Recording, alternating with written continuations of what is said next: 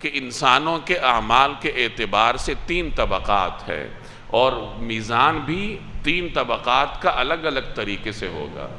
ایک طبقہ تو وہ ہے جو متقین ہیں، جنہوں نے کبھی کبائر کیے ہی نہیں ہیں، جنہوں نے گناہ کبیرہ نہیں کیا، اور اگر کیا بھی ہے تو توبہ کر کے معاف کروا لیا، یعنی جن کے نامہ اعمال میں کبیرہ گناہ ہے ہی نہیں، تو ان کا ترازو کا جو وزن ہے وہ تو بڑا سیدھا سیدھا ہوگا کہ ان کے دائیں اعمال میں نیکیاں رکھ دی جائیں گی، اور بائیں پلڑے میں صغائر کا اعتبار نہیں کیا جائے گا، ان کو رکھا ہی نہیں جائے گا، تو خود بخود ان کا دایاں پلڑا بھاری ہو جائے گا، اللہ تبارک و تعالی ان کو جنت میں داخل کر دے گا۔ گویا کہ بڑے آسان طریقے سے ایک اعتبار سے بغیر حساب کے اللہ تعالیٰ ان کو جنت میں داخل کر دے گا۔ انسانوں کا دوسرا طبقہ وہ ہے جو کھلا ہوا ظالم ہے، کافر ہے، جنہوں نے اللہ کا انکار کیا ہے۔ اب کافروں کا وزن، ان کے اعمال کا وزن کیا جائے گا یا نہیں کیا جائے گا؟ تو علماء نے اس میں تفصیل بیان کی ہے۔ خلاصہ اس کا یہ ہے کہ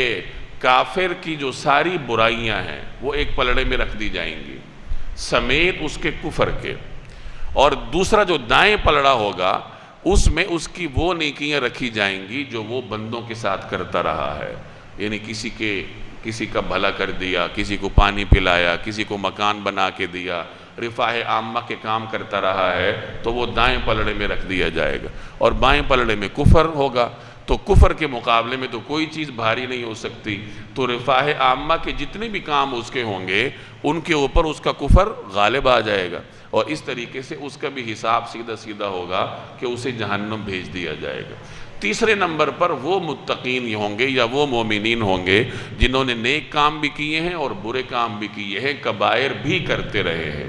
تو ان کا پھر حساب باقاعدہ طریقے سے ہوگا کہ دائیں طرف نیکیاں رکھی جائیں گی، بائیں طرف برائیاں رکھی جائیں گی، اور پھر اگر نیکیوں کا پلڑا جھک گیا تو جنت جانے کا حکم ہوگا، برائیوں کا پلڑا جھک گیا تو جہنم جانے کا حکم ہوگا، جہاں وہ اپنے اعمال کی سزا بھگت کر پھر واپس جنت میں آ جائے گا۔ اور اگر دونوں پلڑے برابر رہے تو علماء فرماتے ہیں کہ کچھ عرصہ اس کو اعراف میں رکھا جائے گا، جو جنت اور جہنم کی درمیانی جگہ ہے، پھر بعد میں اللہ تعالیٰ اپنی رحمت سے ان کو جنت میں داخل کر دے گا۔